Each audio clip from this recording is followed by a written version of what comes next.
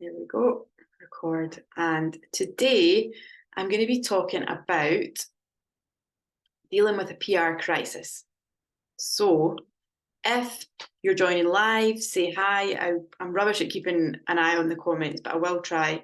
If you're joining on catch up, just say catch up or recap or whatever in the comments. And if you've got any questions at all, put them in the comments. We'll either answer them as we go or answer them after the session has ended. So I'm going to just crack on. It's after 11 now. So dealing with a PR crisis.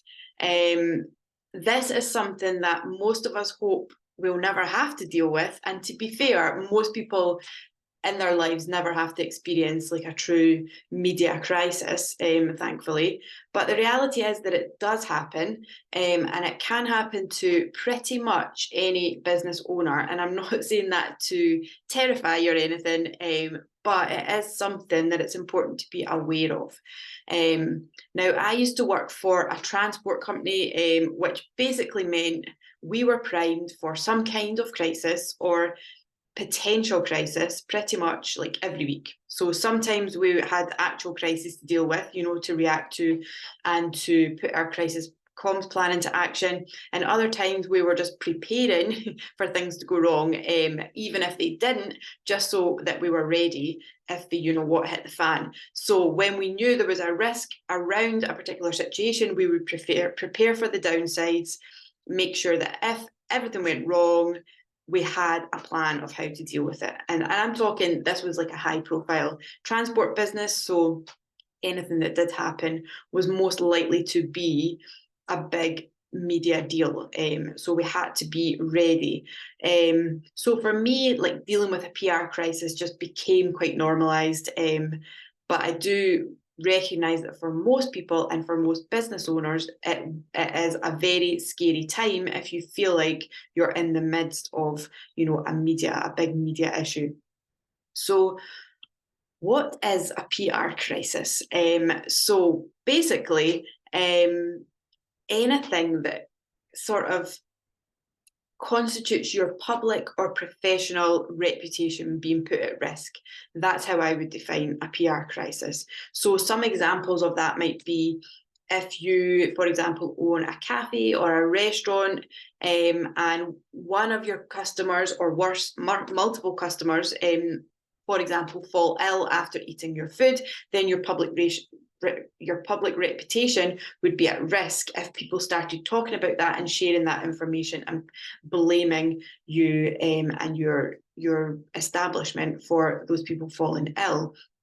Say you're a coach and one of your clients claims that you gave them like dangerous or inappropriate or unprofessional advice, then that again would be a risk to your reputation as a coach and therefore could be a risk to your business. If you run retreats and someone falls ill or worse while attending a retreat, that again would be an issue that could sort of damage your reputation going forward. Or if you, for example, ran a nursery or some sort of children's party, etc., and you were accused of unsafe practices, or maybe a beauty salon or a hair salon, and again you were accused of something that was unsafe or unprofessional, your reputation is then at risk. And particularly, I guess PR wise, it's about your reputation. And then it also relates to the fact that it could become a media issue and a media story as well, which is what we really want to, talk about today. So obviously, it goes without saying that the best way to avoid a PR crisis is to do everything you possibly can to ensure that your business is running in a safe, professional, decent way, because doing that, massively minimizes your risk of a PR crisis. Having said that, we can try our best and sometimes unforeseen things happen and we just have to deal with them. So I'm going to go through about 7 steps to help deal with a PR crisis if you ever find yourself in this situation.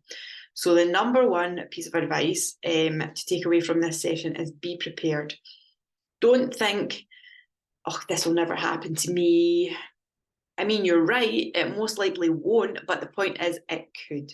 So consider some of the major issues that could crop up with your business, in your business, and think about, what would you do? What would you say? How would you handle it if these things ever happened? Preparation can look like a few different things. It can look like planning sort of an outline statement, like the bones of a statement for a particular situation should it occur, that you could use on your website, on your social media, or for any media inquiries you get. And then, so maybe this could, for example, make some generic points about your business and your approach to business. And then at least you would have that ready to update with specific details of an incident or a situation should you ever need to use it. This is why almost all larger companies have a crisis comms plan, or really should have, to be honest, as standard, because they never want to use them, but they have them ready in case they need to use them. And the bigger, more committed sort of businesses to crisis comms will have their comms plan, and they'll also have training runs around like major crises, so to prepare to practice basically how it all kicks into place and how it all works in the event of a big issue or a big crisis. So that's the number one, is to try and be prepared. Just even mentally prepare yourself for some of the things that could go wrong in your business, or if you're running, say, a specific event or something like that. Not to worry about, but just to make sure that in your mind you've got a bit of a plan of how you're going to handle certain things if they were to happen. And that makes you feel more confident and more calm going into the event itself. So the second piece of advice, if a PR crisis hits your business, you must stay calm. Do not panic, whatever you do. Instead of going into meltdown, ask yourself, what do I need to do to make this situation better? Who do I need to ask for help? Don't let yourself go to pieces. Think in an orderly way, what do I need to do next to move this forward? And really focus just on next step, next step, next step. And that brings me on to point number 3, which is act quickly. The last thing you want to be doing is burying your head in the sand, hiding away, switching your phone off. Even if every part of you is screaming to do that and just to hide and not want to have to face it and deal with it, do not do that. It's really, really important when things are going wrong that you act quickly as a business owner. Why? Because often it's how businesses deal with a crisis that people remember more than the actual crisis itself. So if a business owner steps up, shows up, addresses the issues at hand, apologises if necessary, and is seen to do the right thing, that transforms completely their likelihood of recovering quickly from the issue and moving forward. Whereas if they hide, if they look after their own needs before the customers, that is, again, is what people remember. And that will not stand you in good stead for positive customer relations going forward. And also from a media point of view, the less you say, the more the media will find other people to say things and will jump to their own conclusions. So especially these days where people are, recording things on social media and the media are picking up on it, often they think they've got a handle on what the story is before they've even spoken to the person involved or the business involved. So that's why it's really important for you to act quickly, come out and say something, even if you don't know everything in terms of the facts.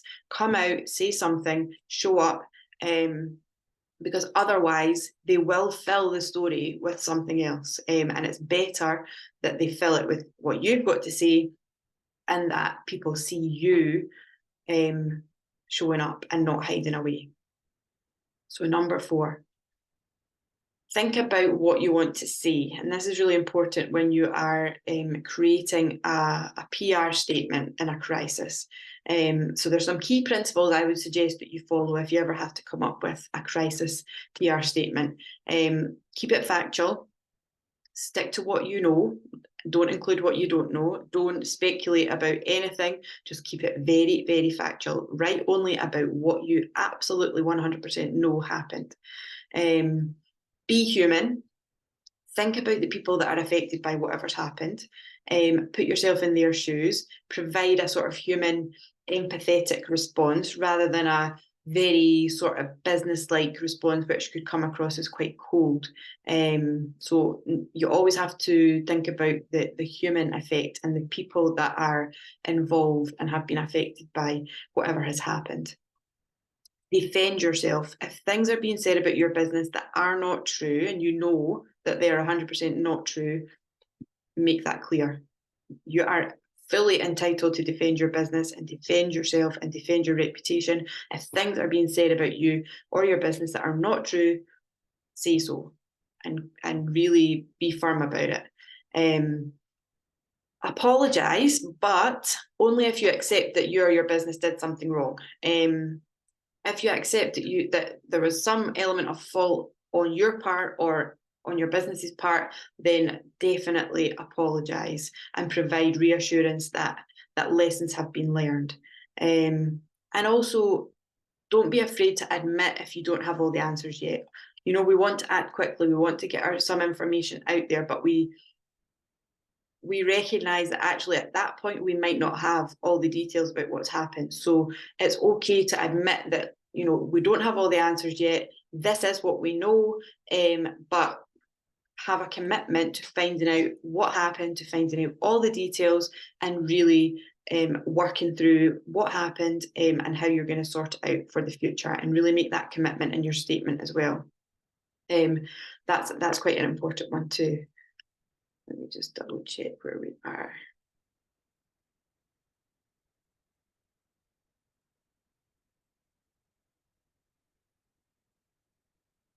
Okay. Let me see. Number 5, always provide your statement in written format to the media. If you're contacted by media with lots of questions, rather than take part in an impromptu interview, tell them you get a statement to them and provide it by email in written format. That's not to say that interviews don't have their place, but for someone who is not media trained and who is probably flustered because of everything that's going on and stressed, I would never suggest doing a media interview around a crisis. If you're not media trained, definitely not. If you're confident enough to do a video for social media that says the same kind of thing in your statement, that could work well as it comes across in a more human way. But in general, if it's a crisis situation where something major has happened, my advice would be to stick to written statements to media and on your socials as well. Number 6, think about whether you can actually turn this into a positive for your business. Is there a way that you can go above and beyond to actually make this situation better and sort of turn the tables a little bit and have people seeing your business in a slightly better light? Now, depending on the situation, this might not be possible, or it might not be possible certainly right away, but a bit further down the line maybe, but it's always worth considering anyway. So an example of that would be, I remember a few years ago, again, because I worked in transport, there was a train spotter, and I think he had waited for like hours and hours to see the Flying Scotsman train at a certain point on the track and take pictures of it, etc. However, at the very same moment that the Flying Scotsman went past, a Virgin train service went past at the same time, completely obscuring the Flying Scotsman. So the guy could not see the train that he'd been waiting for hours to see. This became a big media story. And, oh, poor, Virgin, this poor guy, Virgin were the evil ones because they had, got in the way of this, life experience that he'd wanted forever. and it wasn't really that great media for Virgin. So what they did was they actually gave him a free trip to the US on Virgin Atlantic, a whole load of other benefits as well, and that helped turn the PR around in their favour. So it was quite clever the way they did it.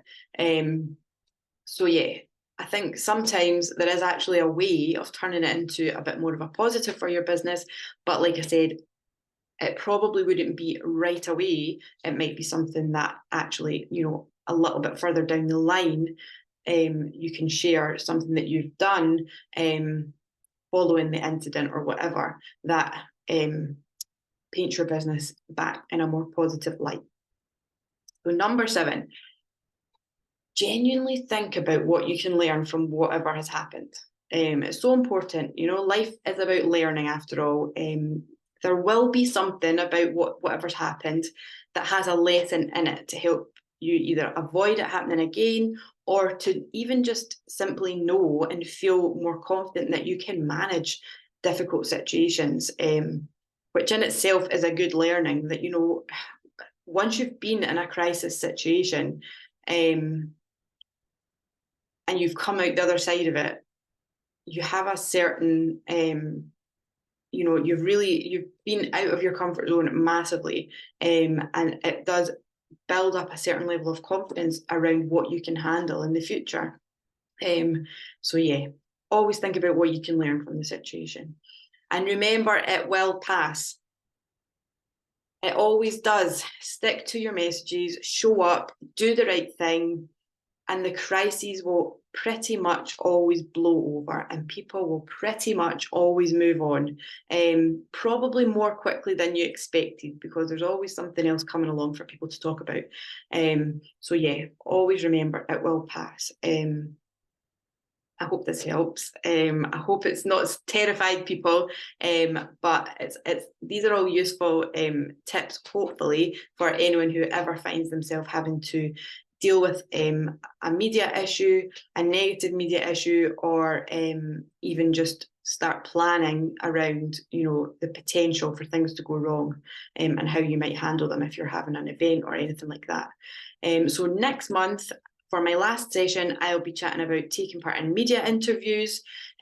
So yeah, make sure you join for that. I think it's going to be the second Tuesday in December. And yeah, have a good month. Until then, I will speak to you very soon. Cheerio.